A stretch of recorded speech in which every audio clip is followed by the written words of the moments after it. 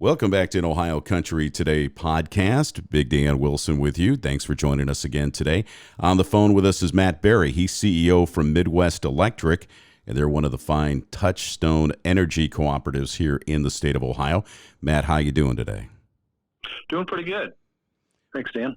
Well, Matt, obviously this is a very important element when it comes to providing essential services throughout the state of Ohio, and you guys are working 24/7 to make sure the power is up and running. Let's talk a little bit about what you guys are doing there at Midwest Electric to cover this situation to make sure that those businesses that need to be running are running. Yeah, I'm going to start with our power supply and then work into what we're doing locally. On the power supply end, there are 24 distribution co-ops in Ohio, like Midwest Electric, and together the electric co-ops in Ohio own and operate our own power generating plants. And we do that through a subsidiary, so to speak, called Buckeye Power. Buckeye Power owns and operates the power plants for Ohio's electric cooperatives, and Buckeye has everything in place to ensure continuous operation during a period like this. So the electrons are being generated and then transmitted locally to co-ops like Midwest Electric to our substations, and then from there taking it onto the home. And that's where we have more of the local control, so to speak, is from that distribution substation to your home. And I gotta say, our employees are really knocking it out of the park on this particular situation. We've got various disaster recovery plans and emergency response plans, and to a certain extent, they're just a plan until something like this happens.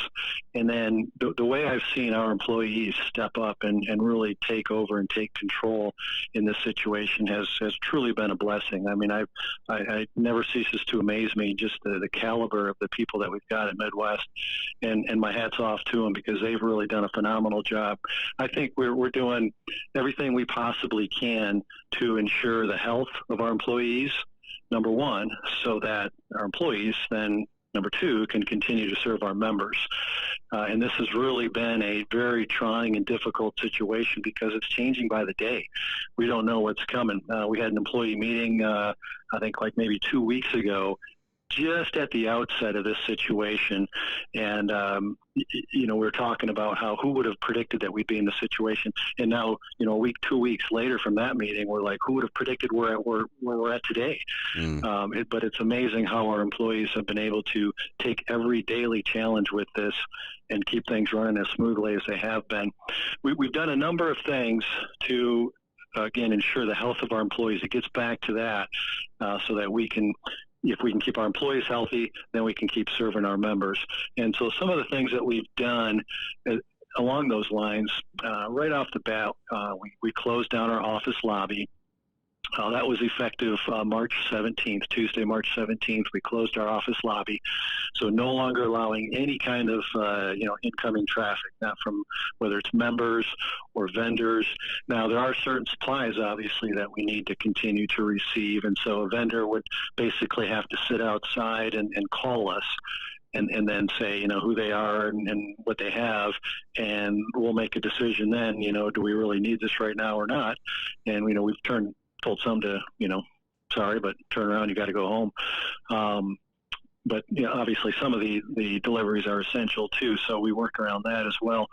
And then for our members, we had seen over the years kind of a drop in office traffic anyway, as more and more of our members adopt different billing technologies. The auto pay type of billing options has increasingly been popular. So the closing down the office lobby has not been a significantly bad thing as far as our members are concerned. Most of our members frankly don't come here, so it hasn't been a bad thing there, but it's just something that we've been able to do to try to insulate and isolate our employees a little bit more. Physically spreading out our employees a little bit. We've done some of that, so-called distancing. Right. And then the work from home capabilities has really been essential here. So that week of March 16th, we started that process, and now here the week of March 23rd, we've got everybody is capable of working from home. Now we do have to have some kind of a very limited staff here in terms of, receiving some of those essential electric, distribution supplies and materials that we need. And you're still answering phone calls there, right? We're still answering phone calls. Yep, we're answering calls 24/7. We're still able to do, I would say, pretty much everything that we've ever been able to do, even prior to this. We can still take payments over the phone. We can still help with, service orders, account changes, account transfers, those kinds of things. And then obviously outage repairs. We're able to prioritize those as well. Each of our linemen takes home a vehicle, a Midwest vehicle every day, and they receive their orders via email electronically the next morning, so they know, what their job is for the day and where to go. And so they, for the most part, don't have to come in here anymore, other than to, periodically get some supplies, get some materials. Our linemen are also separated, so to speak, in that regard.